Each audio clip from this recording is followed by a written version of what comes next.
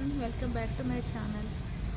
ఈరోజైతే శ్రీ మహాలక్ష్మిని ప్రత్యేకంగా శ్రావణ మాసంలో ఎట్లా పూజ చేయాలి అంటే, అఫ్కోర్స్ అందరికీ తెలుసు వరలక్ష్మి వ్రతము, మంగళగౌరి వ్రతం ఇట్లాంటివి ఆచరిస్తారు. అంటే ముత్తైదువులకు వాయినాలు ఇస్తారు, అదంతా అందరికీ తెలుసు. కానీ నిజంగా శ్రీ మహాలక్ష్మికి ఇష్టమైన ఏంటి, ఏం చేస్తే అమ్మవారు సంతోషిస్తారు, మన ఇంట్లో అష్టైశ్వర్యాలు కురిపిస్తారనే దాని గురించి ఇప్పుడు కంప్లీట్ డీటెయిల్స్ మీతో షేర్ చేసుకోబోతున్నాను. ప్లీజ్ ఎండింగ్ వరకు చూడండి.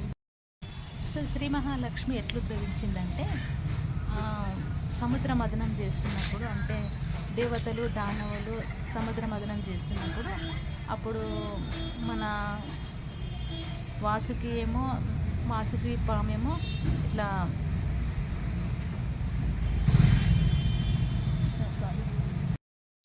శ్రీ మహాలక్ష్మి ఉద్భవించింది క్షీరసాగర మదనం జరుగుతున్నప్పుడు. అప్పుడు క్షీరసాగరం నుంచి బయటకు వచ్చిన వాటిల్లో ఐరావతము, శ్రీ మహాలక్ష్మి, మళ్ళీ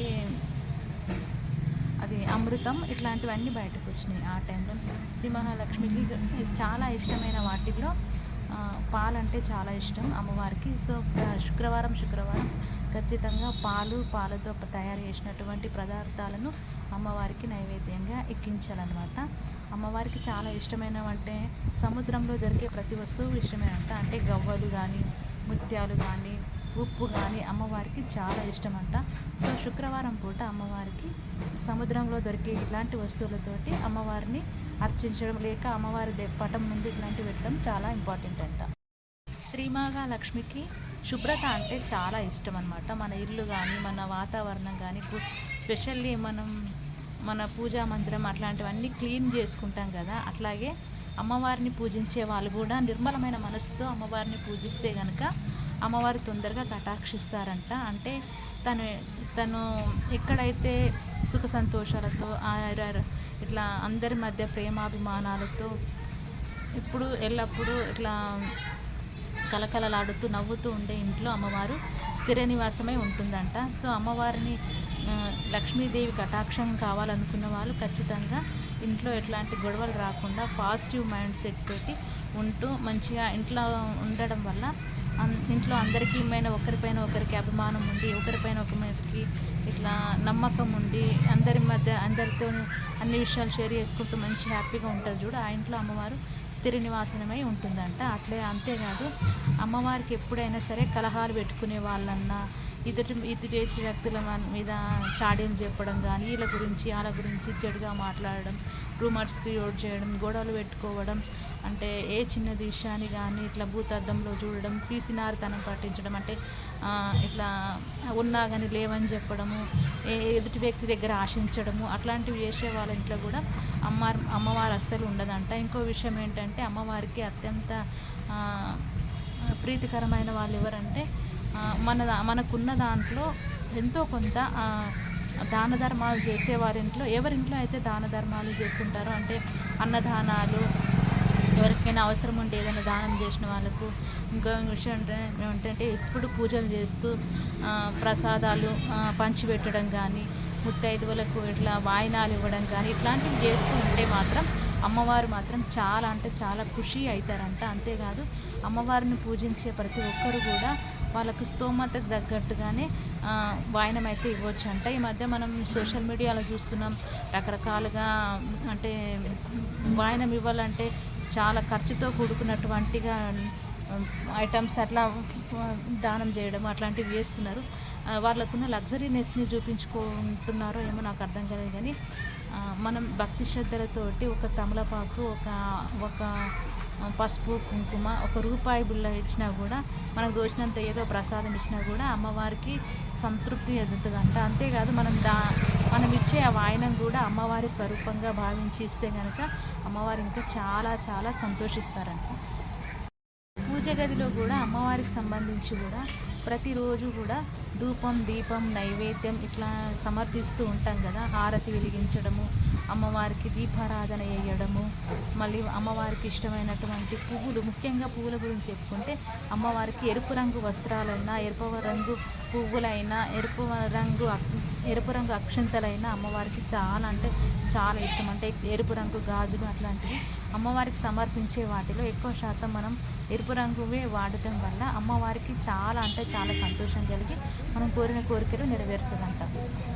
అమ్మవారికి వచ్చిన ప్రసాదాల గురించి చెప్పుకుందాం. అమ్మవారికి ఇష్టమైన ప్రసాదాలు తీపి పదార్థాలు, ముఖ్యంగా పాలతో చేసినటువంటి పాయసం కానీ, పరమాన్నం కానీ, క్షీరాన్నం కానీ, ఇట్లాంటివైతే బూరెలు కానీ ఇట్లాంటివంటే అమ్మవారికి చాలా ఇష్టం అంట. అంతేకాదు అమ్మవారికి శనగలన్నా కూడా చాలా ఇష్టం అంట.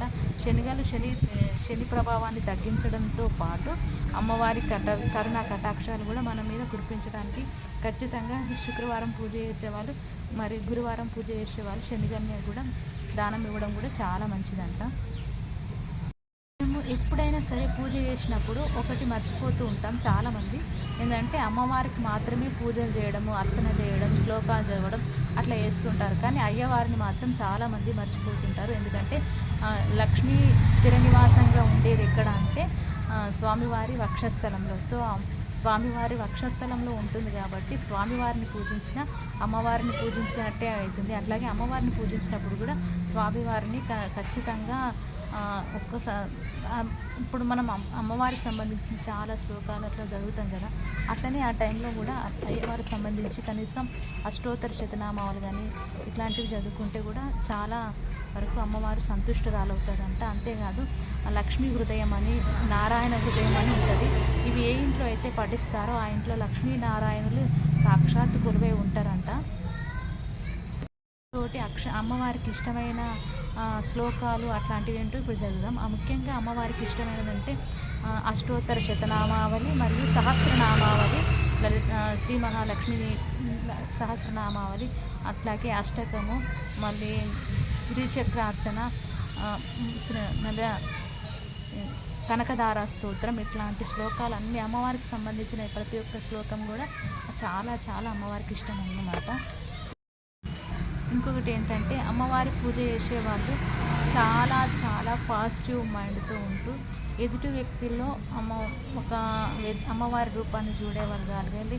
అంతేకాదు ఏ మనిషి అయితే ఆకలితో ఉన్నా, ఏదన్నా ఆపదలో ఉన్నా కానీ వాళ్ళకు సాయం చేయడానికి ముందుకెళ్తూ మంచిగా వాళ్ళకు అంటే అన్ని దానాలకు అన్నదానం గొప్పదంట. సో ఏ వ్యక్తి అయినా సరే ఇంటికి వచ్చినప్పుడు ఖచ్చితంగా అన్నం అయితే ఖచ్చితంగా పెట్టాలంట. ఎందుకంటే అమ్మవారికి ఇష్టమైనది ఎదుటి వ్యక్తి ఆకలితో ఉండి ఇంకా అంటే సాటిస్ఫాక్షన్గా లేకుండా వెళ్ళిపోతారంటే ఎవరైనా ఇంటికి వచ్చి అది అమ్మవారు చాలా తీసుకోలేరంట. అమ్మవారు ఆగ్రహానికి గురవుతారంట. సో మనం ఏ దానం చేసినా ఎవరికి అంతగా ఫలితం అంటే ఫుల్ఫిల్నెస్ అనిపించదు. కానీ అన్నదానం మాత్రం వాళ్ళకు ఎంత పడతామో అంతే తింటారు. కాబట్టి అన్నదానం చేయడం చాలా ఇంపార్టెంట్. ఇప్పుడు చాలామంది ఏం చేస్తుంటారంటే మన ఇంటికి ఎవరైనా వచ్చినప్పుడు అంటే ఎస్పెషల్ ముత్తైదువులు వచ్చినప్పుడు అంటే అమ్మవారి రూపంగా భావించి ఖచ్చితంగా వాళ్ళకు పసుపు కుంకుమలు నైవేద్యం అంటే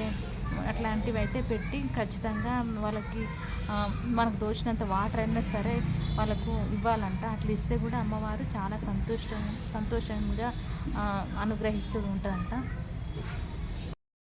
పూజలో ఏం చేసినా చేయకపోయినా కానీ నిర్మలమైన మనసుతోటి ఒక్కసారి అమ్మ అని మనస్ఫూర్తిగా పిలిచినా సరే అమ్మవారు అనుగ్రహిస్తారంట. నన్ను చాలామంది అడిగారు, మా ఇంట్లోనే అడిగింది మా అమ్మ, ఏంటంటే బిడ్డ నువ్వు ఎన్నిసార్లు పూజలు చేస్తావు కదా, ఎంత శ్లోకాలు అవి చదువుతావు కదా, మరి నాలాంటి చదవలేని వాళ్ళు ఏం చేయాలని అడిగింది మా అమ్మ.